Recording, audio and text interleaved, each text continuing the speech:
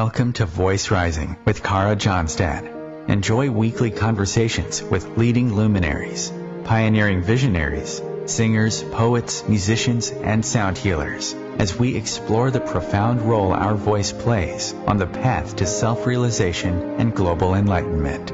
The internationally acclaimed singer, composer, author, healer, recording artist, voice expert, creator of Voice Your Essence, and founder of the School of Voice, Kara Johnstad uses her extraordinary spiritual gifts to empower others. Everything in this world vibrates. Everything has a frequency. A pioneer in the field of voice work and transformational songwriting. Her breakthrough methods are helping thousands of people worldwide fine-tune their body-mind-spirit system and unlock the energetic frequencies of limitless creativity, health, and abundance. Share your voice, ask your questions, join in the conversation. Receive life-changing, positive transformation and rise together to create a sound world. And here's your host, Kara Johnstad. Hello, everybody. Welcome to Voice Rising. I am Kara Johnstad, and with me in studio today is one of the central voices in the New Consciousness movement, Lynne McTaggart.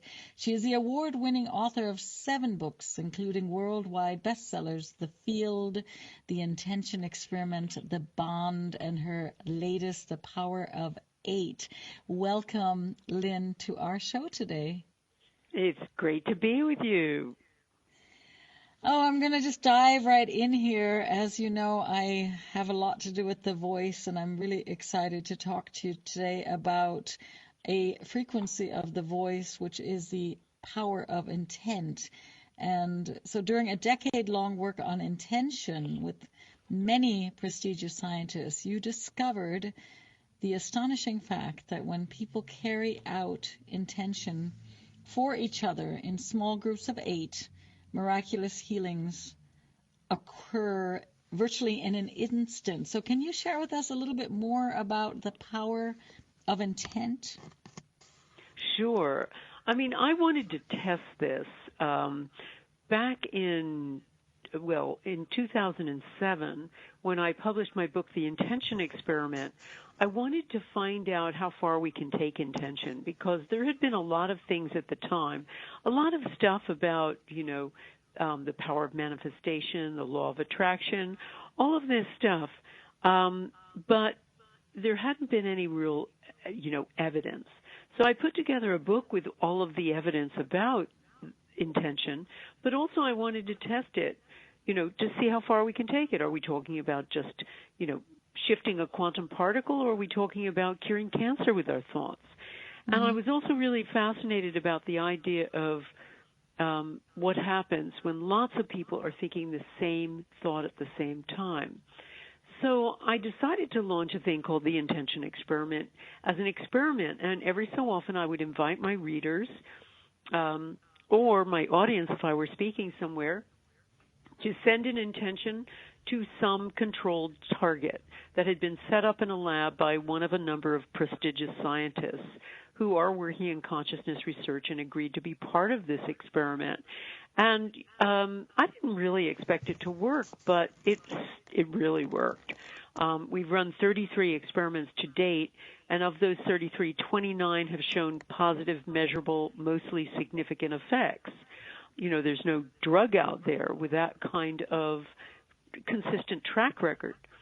Right. So just after I had launched this, I was curious about what would happen if I just shrunk this down to a small group in a workshop I was running. But I wasn't really sure what to do. I thought this would be a real experiment, and I'm kicking around how to run this.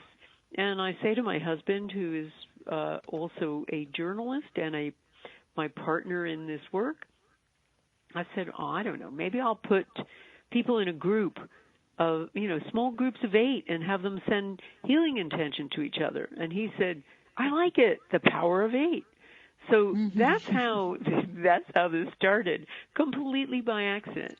So we put people in groups of 8 at our first workshop in Chicago. I knew how to do intention from studying with intention masters and studying what works in the laboratory. I'd created a program for that I call Powering Up. And so I taught them that, but I wasn't really sure what to do in groups. Should they hold hands? Should they be in a circle? Where should the person who's the target be? All of this stuff. So I'm basically making it up as I go along. And I do this, and I expect that I ask them to report back the next day how they felt and how they are.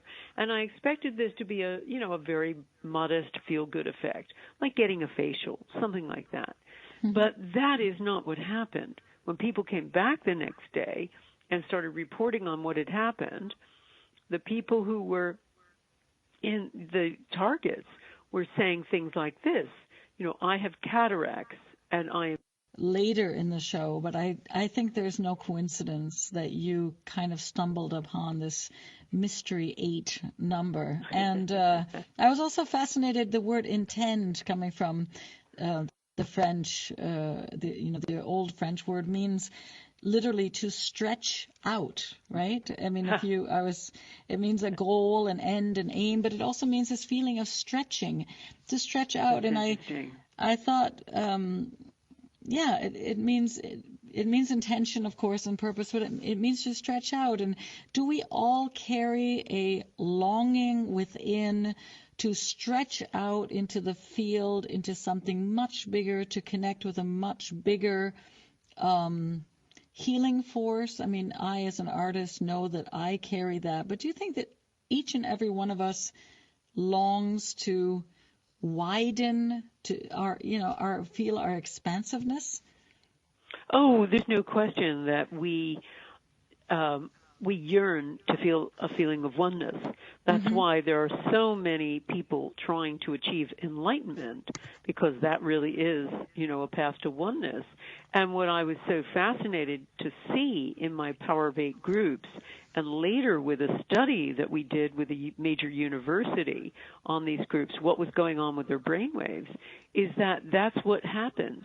People lose according to their brain waves, the parts of the brain that make us feel separate, like the parietal lobes that sit toward the back of our head, they help us navigate through space. So they say to us, this is me, this is not me. They were turned way down during these group sessions, and so were the parts of the brain involved with worry, doubt, and negativity. So these were people who were in a state of ecstatic oneness. And when I compared this to other brainwave studies, I thought it was going to look a lot like the brainwave signatures of meditation.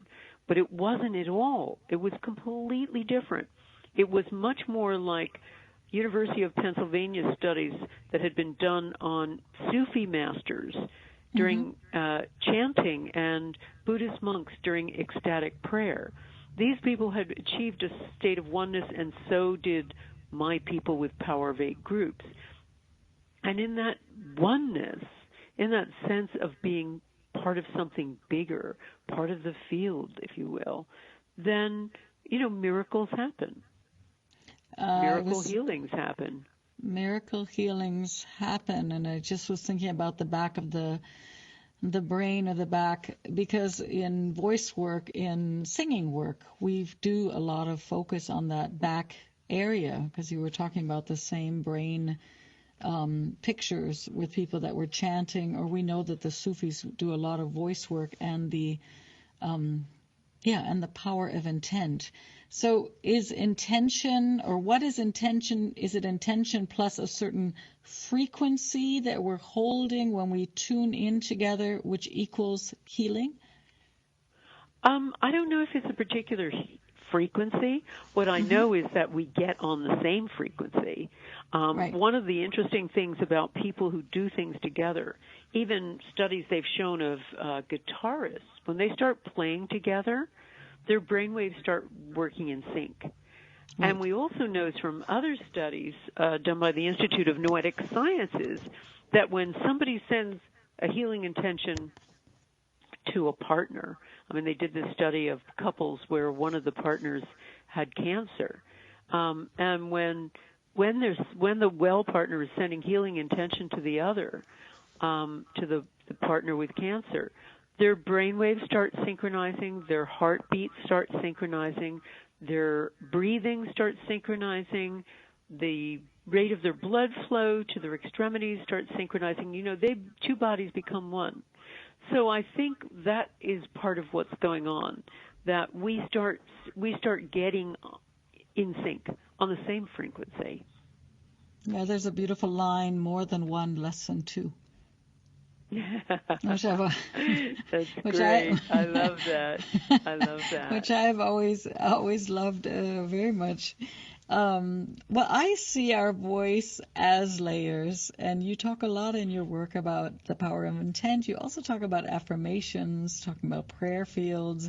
We have the dreams, journaling, the spoken word, the singing voice, where we know as musicians also that we are synchronizing. And like you said, if we're tuned into a beloved or a very dear friend, we're literally syncing our breathing together and syncing our thoughts together. Here's my thought for you. Just like we have a true voice, we also have a lot of voices during our lifetime that we have ingested, absorbed, a lot of different belief systems, a lot of different thought systems. Not always are they focused on wellness. How do we try to tune into our own clear voice before we send it out into the world in these beautiful healing circles that you're creating? Right. Okay, that's a big question, Kara.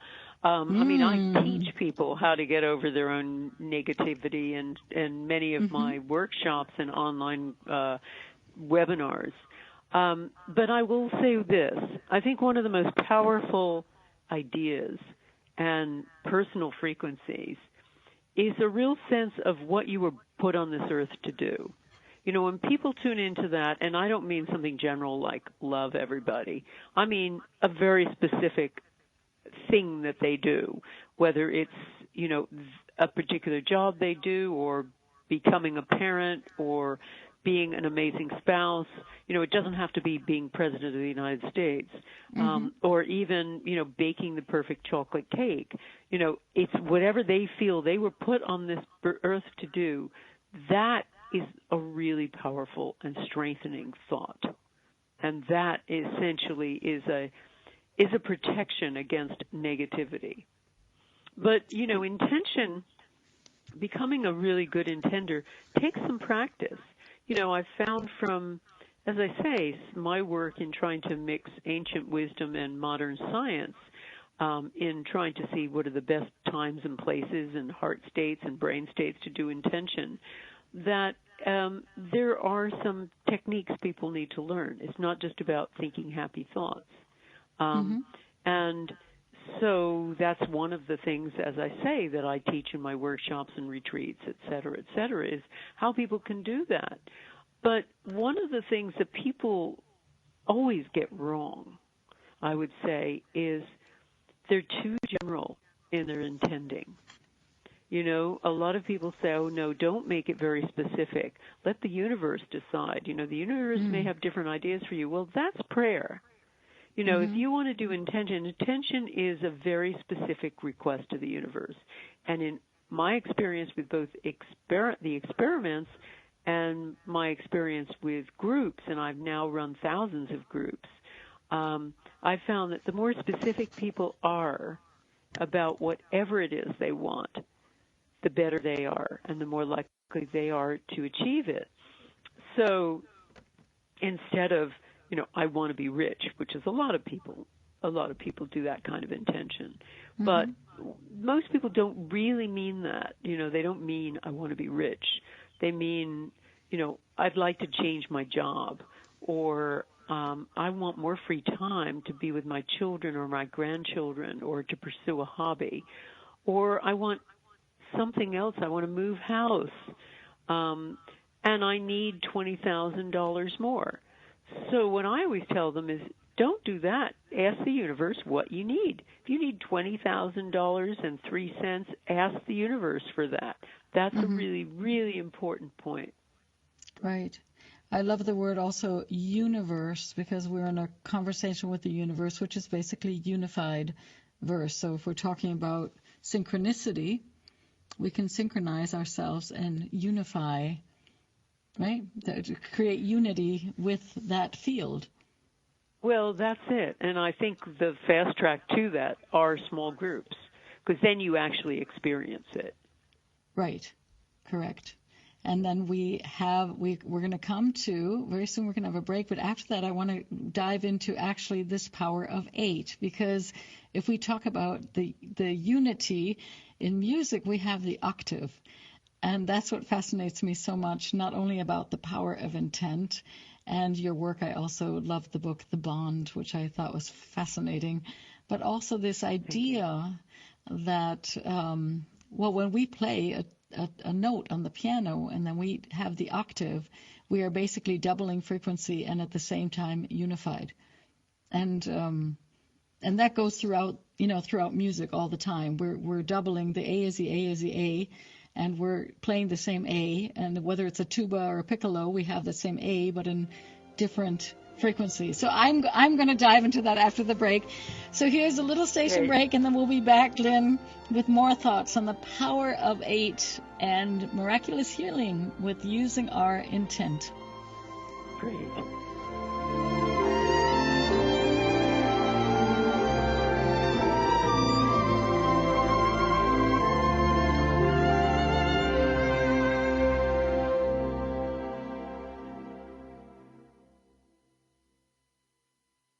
The cutting edge of conscious radio, OMTimes Radio, IOM-FM. OMTimes magazine is one of the leading online content providers of positivity, wellness, and personal empowerment. A philanthropic organization, their net proceeds are funneled to support worldwide charity initiatives via Humanity Healing International. Through their commitment to creating community and providing conscious content, they aspire to uplift humanity on a global scale. Connect at omtimes.com. OMTimes, creating a more conscious lifestyle. Conflict comes in many forms and often triggers a fight-or-flight response. Some of us gravitate toward conflict, while many will stop at little to nothing to avoid it. Unfortunately, what we resist will persist, which often forces us to face our fear and deal with it head-on. Join me during my show, Conflict Rising, as I discuss the important role of conflict with leaders who have moved through it successfully. Tune in Thursdays at 3 o'clock p.m. Eastern Standard Time. Remember, it's always darkest before the dawn. With happy clients all over the world, Kara Johnstad knows that your voice is the missing link to more authenticity, abundance, creativity, and health. An internationally acclaimed voice expert, Kara's breakthrough methods have helped thousands of people successfully heal their voice wounds and extinguish the story of self-doubt and shyness forever. Join in group trainings, attend online sessions, schedule one-on-one time, and invite Kara to work with your organization and community. Get started today. Go to www.karajohnstad.com. and receive a special guided meditation designed to fine-tune your inner voice and welcome you on the voice journey. Why was the basketball court all wet? Because the players kept dribbling on it. The dad joke. Corny, groan-worthy, but also one of the simplest ways to share a moment with your kids. What did the buffalo say when he dropped his son off for school? Bye, son. So take a moment to make your kid laugh, because dad jokes rule. Make your kid laugh today. Go to fatherhood.gov. Brought to you by the U.S. Department of Health and Human Services and the Ad Council.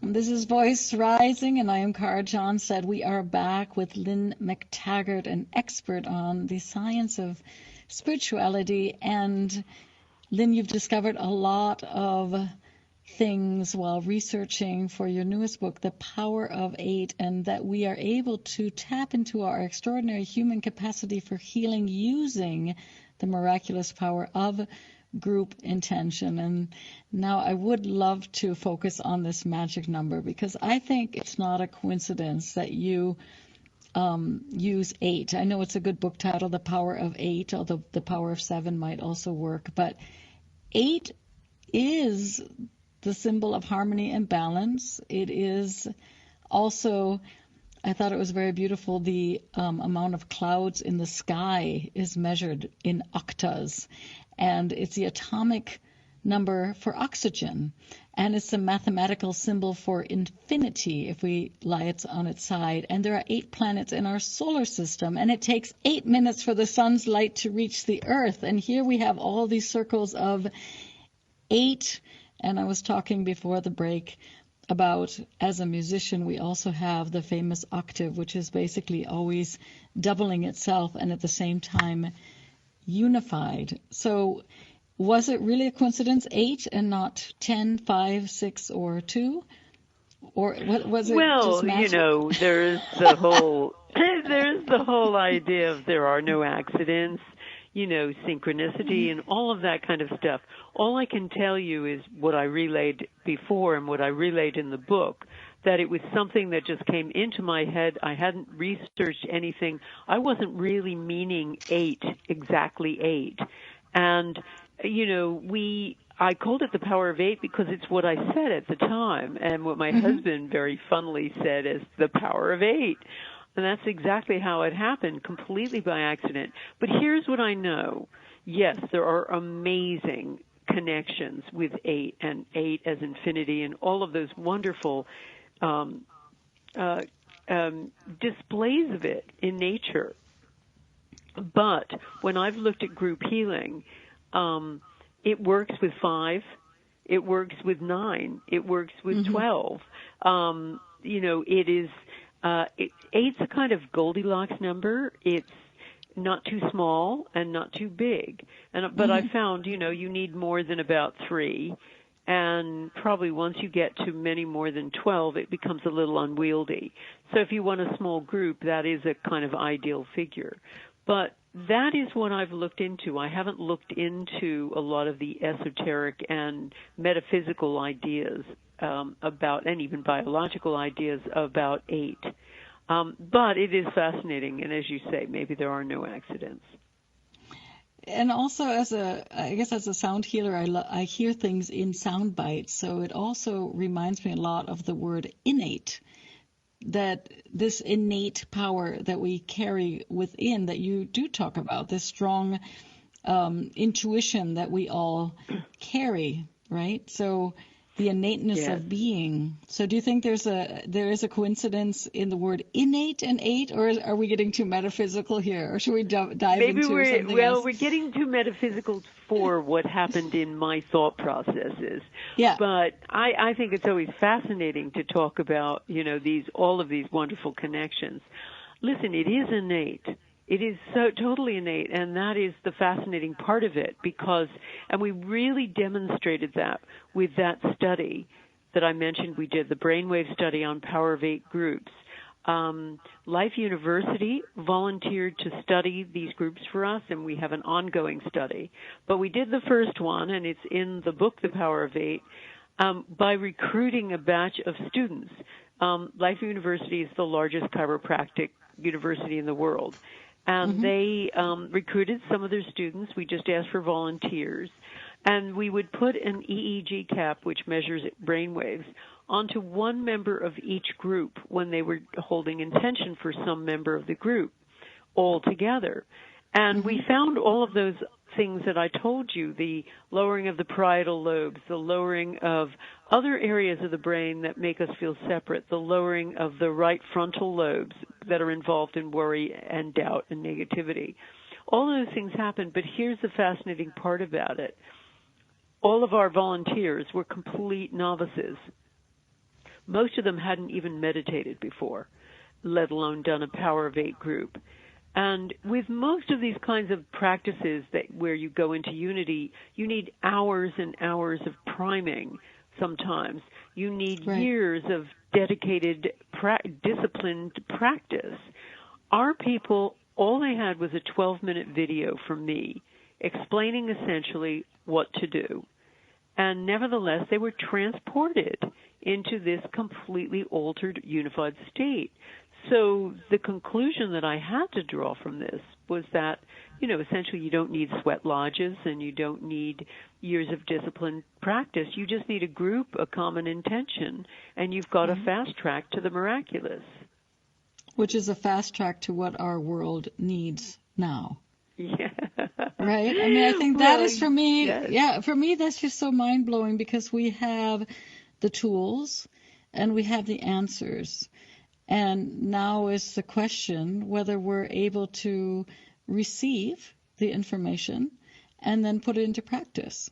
Because you've proven not only that it is doable, but you've proven also that people without having spent, 10 years in the Himalayas or, like you said, maybe years and years and years of a meditation practice, that, ordinary you and me and everybody else can create a group and set the intent, and whether it's for the planet or whether it's for a good friend who has cancer or whether it's for, a young child, we can set the intent and find collective healing.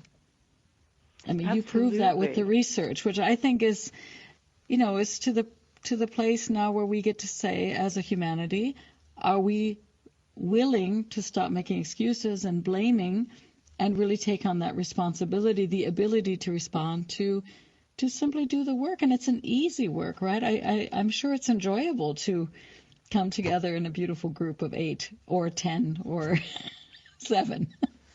Absolutely, Kara. And it is. I mean, this is what's been really interesting for me when you say, we really need it now.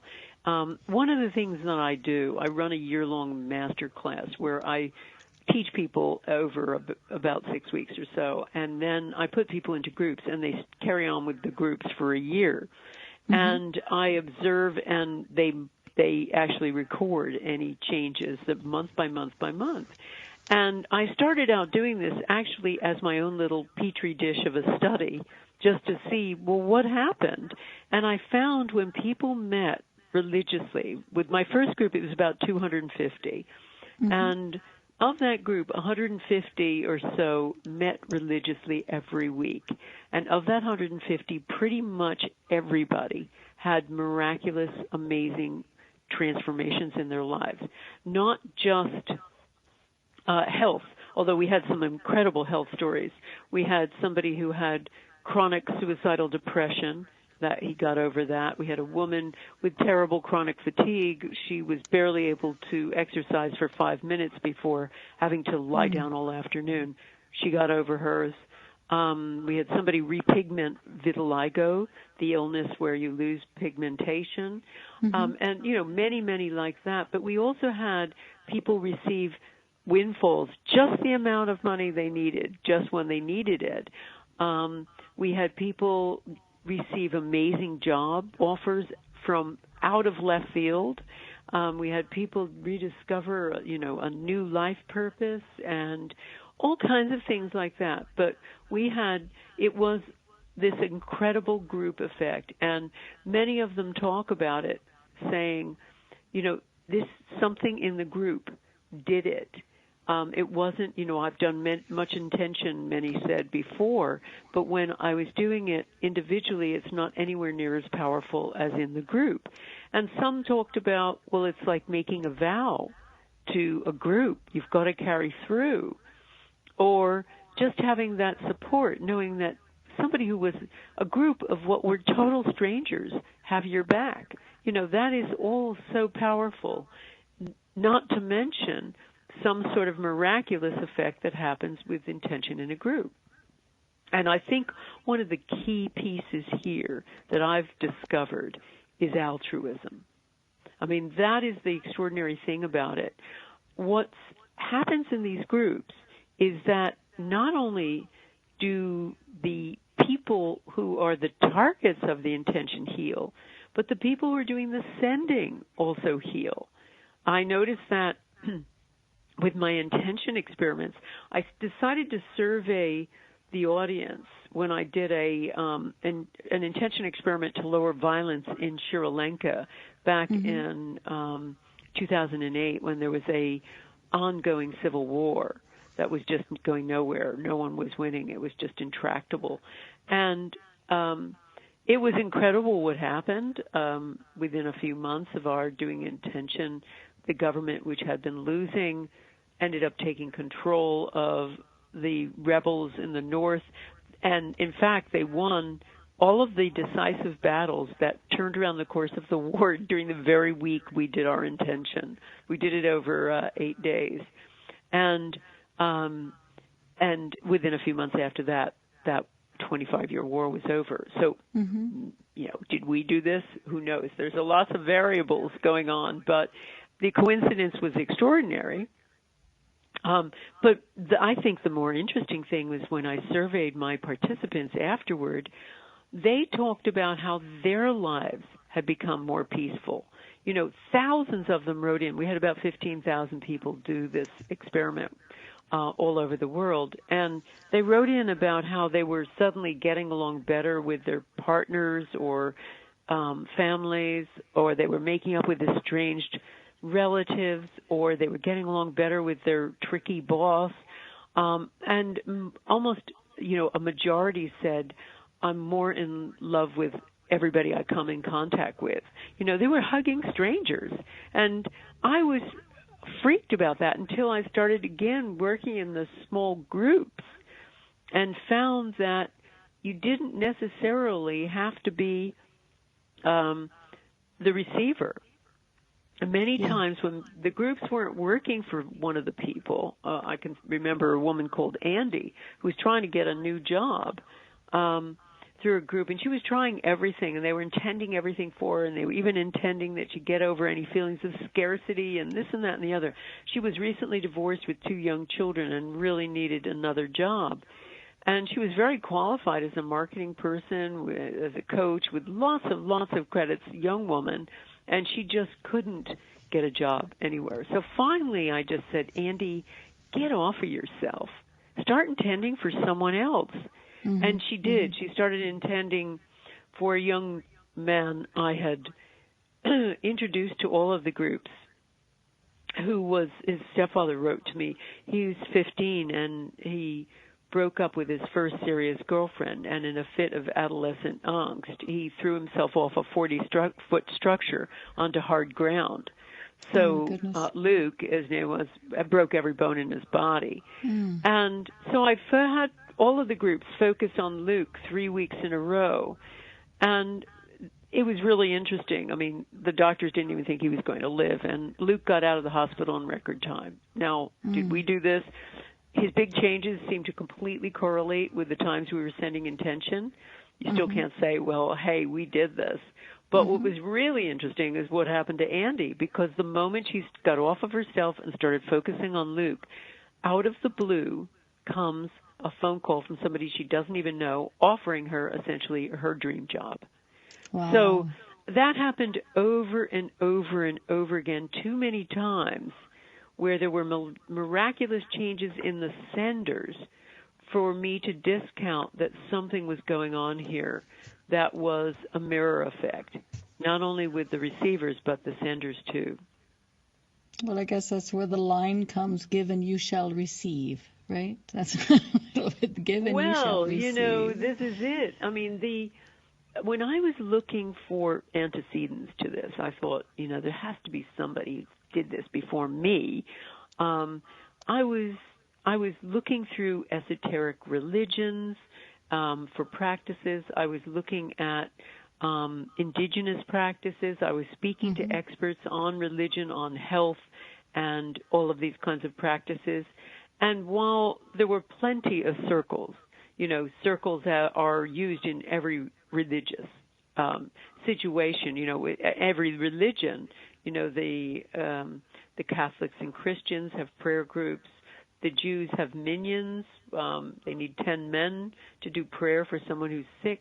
The Muslims circle around the Kaaba, the sacred site in Jerusalem, the sacred site that they have. And all of those practices are carried out in those religions. But there was no antecedent for these mirror effects. So I kept looking and looking and looking. And I found this preacher, this Baptist preacher, who had written about a mistranslation of the Bible in the early part of the 20th century. And he said that in the portion of the Bible where the apostles are starting their church, and Jesus has already died and is ascended, and they are carrying out his teachings.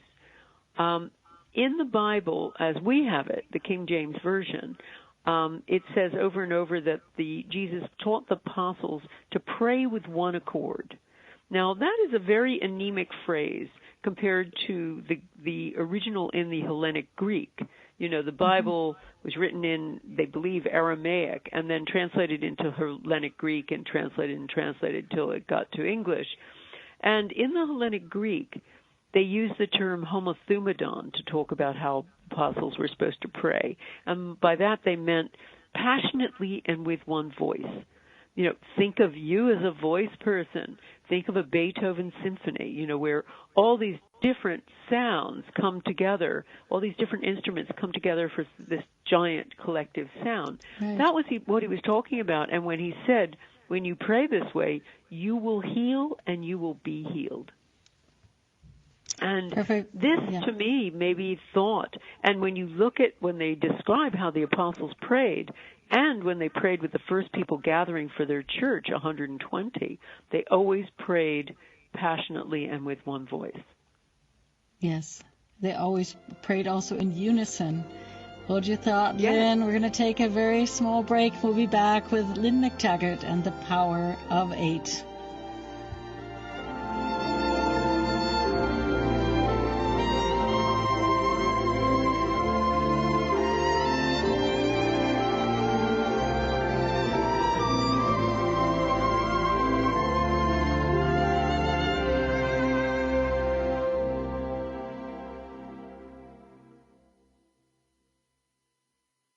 Bringing a more conscious lifestyle to your world.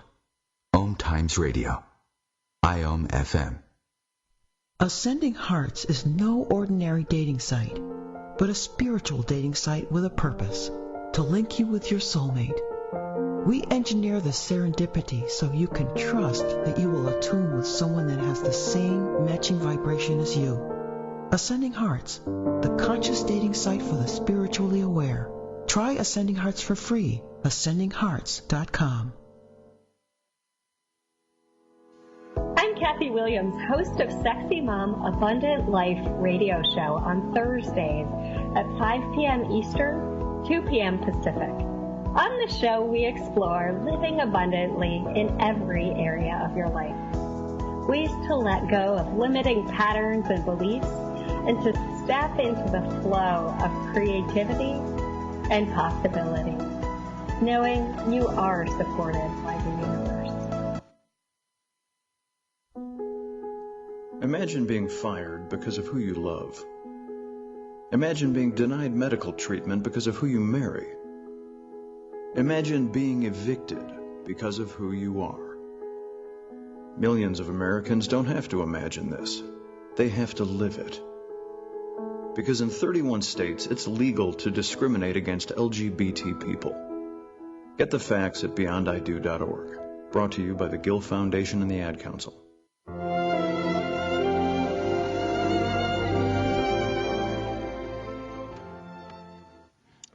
This is Voice Rising. I'm Kara Johnstad, and we are back with Lynne McTaggart, expert on the science of spirituality and author of the newest book, The Power of 8.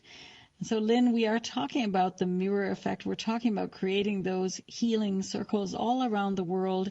And when individuals in a group focus their intention together on a single target, a powerful collective dynamic emerges that can heal long-standing conditions, mend fractured relationships, lower violence, rekindle life's purpose for the individuals and also for the group. But the greatest discovery of your experiments is this mirror effect that we were just talking about in the last part of the show, that somebody who send something out can actually receive great gifts without even, we were just talking about, I forgot her name, but she looking for work and actually sending the intent for healing of a young boy, Luke, I think it was his name, and Andy was her name, I think, and receiving it back. So I don't want to be metaphysical and esoteric on you, but it is kind of funny that the number 8 is a mirror of two circles put together. Sorry, yes, I was thinking about that when you were talking. I was like, the mirror effect. That's and another one. And that's quite amazing. That's another one. It's if you look at it, it's so how. Let's talk about that mirror effect. I think you also call it the boomerang effect. Correct? Mm-hmm. Yes. It's the same thing, right? So yes. Okay, so what have you learned so far? You've been doing all these studies, and the great thing about all your work is that, of course, it's not just a philosophical, imaginative work. This is very much based in research and scientific studies. I know you did one study, I believe, where you literally, one person or a group was in Australia and the other group was in Arizona, is that correct? And you sent thoughts through water, or you were projecting thoughts into water, and they managed to receive it? No, not quite that. What we did was we decided to do an experiment with seeds. And I was working with Dr. Gary Schwartz, a noted psychologist, and his lab team, who were at the University of Arizona in Tucson. And so sometimes I did experiments where I would get my audience, if I were speaking somewhere, to send intention. So it so happened when we decided to do this that I was going to speak in Sydney, Australia. Mm-hmm. So I had an audience of about 700 people, and the scientists sent me photos of the 4 sets of seeds that were in seed trays, 30 seeds each, and they labeled them A, B, C, or D. We chose with the audience one of the seeds to send intention to. We didn't tell the scientists which one. We sent intention to one of those, sets of seeds. And when we were all done, again, not telling the scientists which ones we sent intention to, we said, we're all done, and that was the signal for them to plant all 4 sets of seeds. And then 5 days later, they measured them, the seedlings, to see which were the highest. And the seeds sent intention were significantly higher than all the rest. And that occurred in the 5 other times we ran that study. So we ran it 6 times in total, not just with Sydney, Australia, but also when I was teaching in a smaller group in Rhinebeck, New York, a big group of healers in South Carolina, in Dallas, in Los Angeles, and then over the Internet. We did one over the Internet, too, where we had thousands of people participating. And every single time, the seed sent intention grew significantly higher than the controls. Now, just think about this for a second. Let's unpack this. Let's think about the first one in Sydney. So the seeds are in Tucson, Arizona. We, the intending group, are in Sydney, Australia, 8,000 miles away. And also, we're not just sending to the seeds, themselves. We're not intending for the seeds themselves. We're sending intention to a photo of the seeds, a symbolic representation of the seeds. Nevertheless, we had this effect. So it certainly argues for the idea that we create a psychic internet when we come together and we do intention as a group. And that was one of the really amazing discoveries that I had. And with small groups, it was clear that people didn't have to be in the same room together to do these Power of 8 groups, although that's how we started. When I'm doing master classes or webinars, or even with the groups, we have thousands of groups that have organized via my forum by advertising for a group in their time zone or asking to join a group. We found that, in the main, most of these people are meeting virtually. They're meeting on Skype or Zoom or, even a free conference call. Nevertheless, we have the same effect as if they were in person. So when I talk about those masterclass people and 100% of them having major changes, in the main, most of those people have never met the people that they've met. They've met with. They've never met in person. People they've met with week after week after week. However, these people become like their intention family. They become closer than anybody else in their lives because, as I say, there's something really powerful about having a group of strangers do unconditional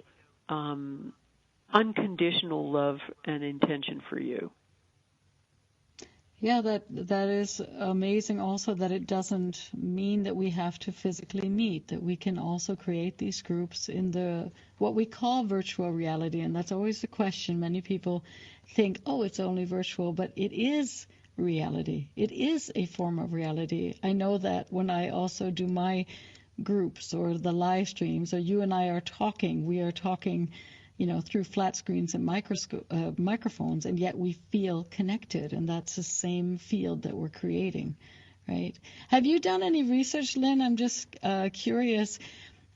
I'm assuming that when you're sitting in a circle and sending intents, that the room is quiet. Have you done research? What happens when we add, similar to what you were talking about, the Sufis or the chant, the similar brain fields, when you add drum or when you add singing or chanting with the same intent, when you amplify that vibrational field with music or through music? Well, we do. For all of my intention experiments, I do amplify it. What we've chosen. When we did our first experiment in 2007, it was at a London conference we ran, and I asked my audience to do a first seed experiment with Dr. Schwartz.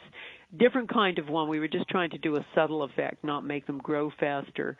What we did with the intention experiments is we started out really small and then took baby steps toward what we ended up doing with peace experiments and healing experiments, etc.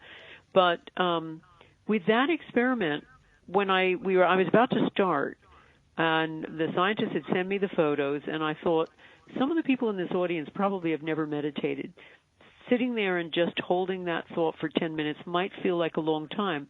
So I said to my husband, maybe we should add some music. Would you ask our bookstore manager to give us a CD? And so Mel at the bookstore hands Brian, my husband, a CD, and he says, here, use this one. It was called Reiki Chants. Choose the first one. That's a good track. So we chose Choco Ray, and I found out later, as I said, my system for getting people in the right intentional state, I call powering up. And Choco Ray for Reiki masters is essentially about powering up, I hear. So, maybe there's no accidents. And now, because it's kind of a signature, I use it for pretty much all of my intention experiments. However, the people who do the intentions are masterclass groups. Many of them do it in silence and prefer silence. Many of them do it with music. We don't find that it enhances in any way the outcome. For many people, it might help them get into the state faster, but we have powerful, robust outcomes with total silence.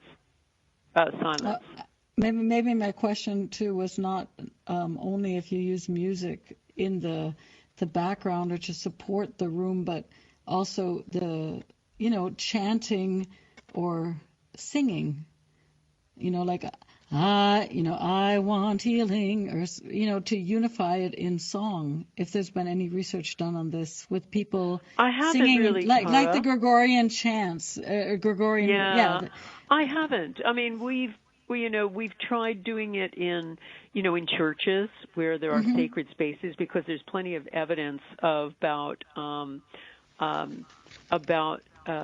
sacred spaces holding a kind of a collective vibration a collective field effect that change REG machines. So I haven't done it because all of my work is a scientific experiment. And so I've started out with certain modalities that I discussed with Dr. Schwartz and with other scientists that we've worked with, and we came up with certain ways we were going to do it. And in fact, I'd even discussed, well, I'm going to add some music. Do you think that's all right? And it's not music with voice, it's a voice, but it's just a kind of it's just sound, it's not words. My feeling is this: a lot of people have asked me, well, why don't you try adding this, and this teacher has tried this, etc. What I want to do is just follow what we've done and build this body of evidence, and that's what I've tried to do. If I start adding lots of pieces, I don't know whether it'll work or not. I don't have that history of it working, and I don't have the, in any area of when you try to do something scientific, if you're going to change one variable, then you've got to control all kinds of other things for it. And that's the only scientific way to determine whether what you've added has made a change.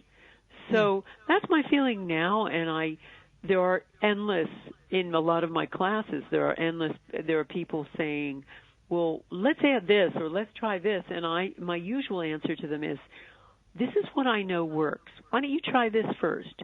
And if it doesn't work for you, okay, then move on and try something else. But this has worked enough times in the thousands of groups that I've run for me to know that something is going on there. Exactly. So how can someone start a Power of 8 group in their own community or join a Power of 8 group if they'd like to jump in and do this amazing work that you're doing in the world? Well, thank you. Well, first of all, they can set up a group. My book, The Power of 8, explains all the steps they need to take to form a group and what to do and the kinds of things they need to do for powering up.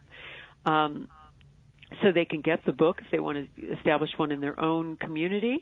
If they want a virtual group and they don't have 7 other friends who are like-minded, they can always come onto my website, lynnmctaggart.com/forum. And if they come onto the forum there, they can then join one of the groups that is in their time zone or advertise for other people to become part of their group. So we have thousands of people who have done that and are, meeting regularly as a result. And the other thing they can do is come onto one of my courses. I'm running one starting Saturday called Become a Better Healer with the Power of 8, which is a 3-part course. And we have a really exciting retreat that is happening in Spain in October, end of September and October, where we're going to be holding it in 2 former monasteries, now lovely hotels, because as I mentioned, there's a kind of a field effect, reverberation that has been scientifically measured in places that are sacred spaces. And some of our retreats, we've tried having people do Power of 8 groups in a church, and it's amazingly powerful. So we'll be doing that, and all of that information is on my website, lynnmctaggart.com. I saw that reverberation, resonance, and mirroring. It's kind of the same thing for musicians, at least, right? So we put it out, and it comes back to us. Cathedrals are the most beautiful places for most singers to sing. How quickly could we live in a healthy and peaceful world if each of us jumped onto this train that's moving and committed to a Power of 8 group, if only for one time a week? What are your thoughts? Could we just... Well, yes, and it's a way to overcome polarization, too. One of my big intention experiments a year ago was to do an intention experiment for Jerusalem. I used equipment. I did it from a studio where I could be beamed into 9 different locations. So we had cameras in locations in 8 different Muslim cities, and the 9th camera was in an auditorium filled with Israeli Jews. And I also ran this live over my YouTube channel. And what was amazing was not just the intention itself, but what happened afterward. Because it was interactive, this system, the people from the different locations could talk to me and talk to each other, and the Muslims started saying things like, "Your God is our God" to the Israelis, and the Israelis started saying, "We love you, sister," and everybody was crying and everybody was making up. It was just amazing, and I've seen that several times where this kind of polarization diminishes when people are coming together as this group effect. And it's very easy to describe scientifically. It activates a thing called the vagus nerve, the longest nerve in our body, that gets activated when we show a sense of compassion.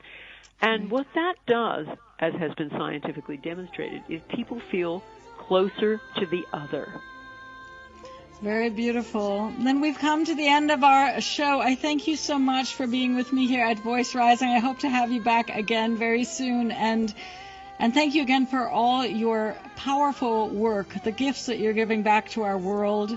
May there be world peace now, in the now. Thank you.